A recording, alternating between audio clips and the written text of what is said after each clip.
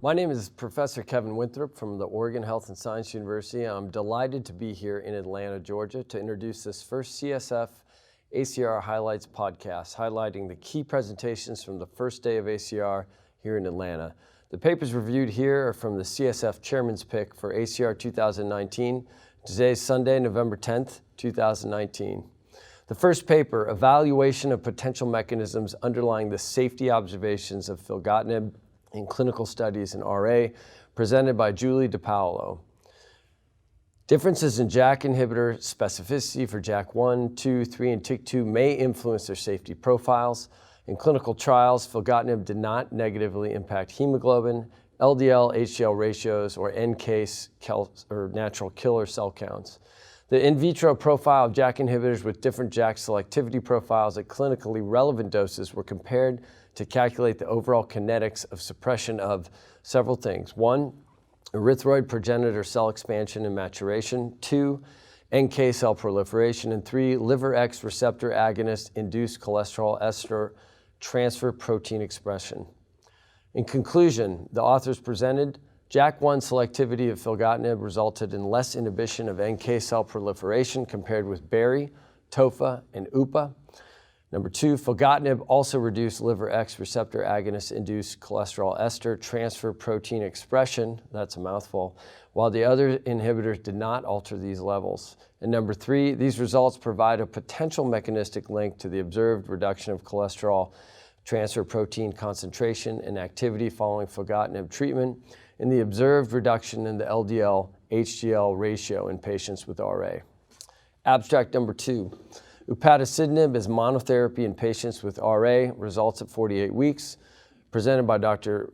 Joseph Smolin. Monotherapy, of course, is the rage. I'm a big fan. It's nice to not use methotrexate if you can avoid it. So the interest in monotherapy studies are high. In the SELECT monotherapy trial, UPA showed efficacy when used as monotherapy over 14 weeks in methotrexate IR RA patients. Safety and efficacy of UPA monotherapy were assessed through 48 weeks in an ongoing long-term blinded extension period. From week 14, patients originally randomized to methotrexate were switched to UPA at either the 15 or 30 milligram dose per pre-specified assignment at baseline. These patients were randomized to UPA 15 or 30. They continued their initial treatment. No dose adjustments for UPA were allowed during the study. Starting at week 26, for patients who did not achieve a CDAI of less than 10, background synthetic DMARDs could be initiated. The authors concluded from the results that from baseline through week 48, clinical and functional outcomes continued to improve or were maintained. The UPA monotherapy at either 15 or 30 milligrams resulted in similar efficacy improvements through 48 weeks, and that the overall benefit-risk profile of both doses was favorable based on the safety and efficacy data through week 48, particularly at the 15 milligram dosage. This will be confirmed, of course, through an integrated safety analysis across all 3 phase 3 trials. So what about that integrated safety analysis? Dr. Stan Cohen is presenting the third abstract entitled The Safety Profile of Upadacitinib in RA, the integrated analysis from the SELECT phase 3 clinical program. The overall safety of upadacitinib as either mono or combination therapy with background synthetic DMARDs has been assessed in patients with moderate to severely active RA from the phase 3 clinical program database. In this presentation, the treatment emergent adverse events from 5 pivotal randomized double-blind placebo or active controlled trials were analyzed and summarized together. And across all phase 3 trials, over 3,800 patients received at least 1 dose of upadacitinib, 15 milligrams, 2,630 patients, or 30 milligrams, which was 1,204 patients, with no option to switch doses for a total of 4,020.1 patient years of exposure time. In conclusion, the authors noted the following. Number 1, the exposure-adjusted event rates of adverse events leading to discontinuation on UPA 15 milligrams were comparable to the adalimumab arm. Number 2, the rate of serious infection on upadacitinib 15 milligrams was also similar to that observed with adalimumab. Number 3, the rate of herpes zoster or HC was higher on both UPA doses compared to methotrexate or adalimumab and was higher on the 30 milligram dose as compared to 15 milligram dose. Number 4, the rates of VTE, MACE, and malignancy were comparable with that observed in the methotrexate and adalimumab dosing groups. Efficacy and safety of Filgotinib, a BTK inhibitor, also presented by Dr. Stan Cohen. This multi-center randomized double-blind phase 2 investigated the efficacy and safety of this BTK inhibitor compared with placebo in combination with background methotrexate in TNF-IR-RA patients. Filgotinib demonstrated higher efficacy across different disease activity measures versus placebo at week 12. Number 2, the safety profile of this compound appeared acceptable in this short trial. And number 3, the ACR responses were greater for Filgotinib versus placebo and generally increased over time with a plateau of ACR 50 after week 8 for all patients. Lastly, the safety profile of Baricitinib for the treatment of RA up to 7 years, presented by Mark Genovese. This was an integrated safety analysis that has been updated from last year. The long-term safety of Baricitinib once daily was evaluated in the all-Bari RA dataset, which contained any patient exposed to any Baricitinib dose from 9 randomized trials and 1 LTE, with a data cut of February of 2018. 3,770 patients received Bari with a total exposure of over 10,000 patient years.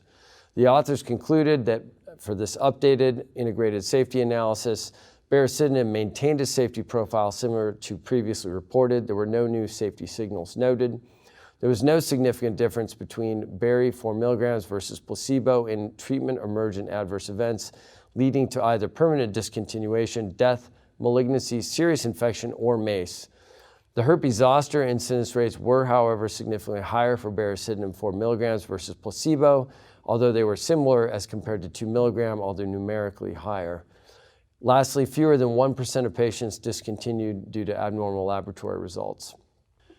Coming to the end of our highlights from today, the MACE and VTE profiles of all of the JAK agents has become increasingly noted to be of interest. And this is a presentation by Dr. Ernest Choi looking at these outcomes across multiple Upadacitinib studies in RA. And this was an integrated safety analysis from, of course, the SELECT phase 3 clinical program like the prior abstracts presented. As background, treatment of RA and JAK inhibitors are known to increase lipid levels along with mild variable impacts on platelet counts. However, these changes have not been linked to CV events or VTE, respectively. And this analysis assessed MACE and VTE from the integrated safety database, again, of the phase 3 clinical program with Upadacitinib in RA. The authors concluded after reviewing the data that exposure-adjusted event rates of adjudicated MACE and VTE with Upadacitinib were comparable with methotrexate and adalimumab and consistent with reported background rates in the RA population. Similar to other JAK inhibitors, Upadacitinib increased the levels of lipids. However, no association between lipid levels and MACE could be established in this analysis. Lastly, I want to highlight several other presentations that were given today. Some of these were oral, some of them were in poster form. The first was by Dr. Michael George from UPenn. This was the risk of serious infections with long-term use of low-dose glucocorticoids in patients with RA. The risk of glucocorticoids is well established, and this was a nice retrospective population-based analysis showing that even at low doses of steroids, that daily steroid use, even below 5 milligrams per day, does increase the risk of serious infections in patients with RA. A nice analysis by Artie Kavanaugh and crew. This was the rheumatoid arthritis treatment with Filgotinib. This was long-term extension data from phase 2 up to week 156 of exposure with Filgotinib. This was a nice analysis showing very low rates of adverse events in terms of serious infections in herpes zoster, as well as VTE for the small group of people that have been followed for a long term with Filgotinib. Results from a randomized controlled trial of safety of the live varicella vaccine. This was the VERVE trial conducted by Dr. Jeff Curtis and myself. This was using the live varicella vaccine, or Zostavax, in which we were giving this vaccine to over 600 patients with TNF alpha usage. This historically has been a contraindication to do, but we were able to show that none of these patients developed disseminated or local vaccine virus, and so we have shown that using this vaccine is safe. The immunogenicity is being presented today by Jeff. and it is somewhat diminished, although there is effect with the vaccine, but probably is not as robustly efficacious as in a normal host.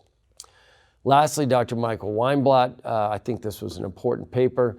This was a poster looking at inadequate response to biologic DMARDs, taking those individuals and giving them Upadacitinib. And what was shown in this analysis is that even non-responders to TNF therapy as well as IL-6 therapy can effectively be treated with Upadacitinib, and that while failures of 1 or 2 or 3 DMARDs, the more DMARDs biologics you failed, the less likely you are to respond. However, Upadacitinib did look like a good option for all of these failure groups.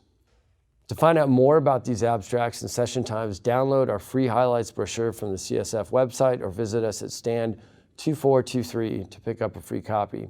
Look out for our other highlight videos, all of the presented abstracts, which will be hosted on the CSF LinkedIn and Twitter page at Cytokine Forum. Thank you very much and enjoy ACR.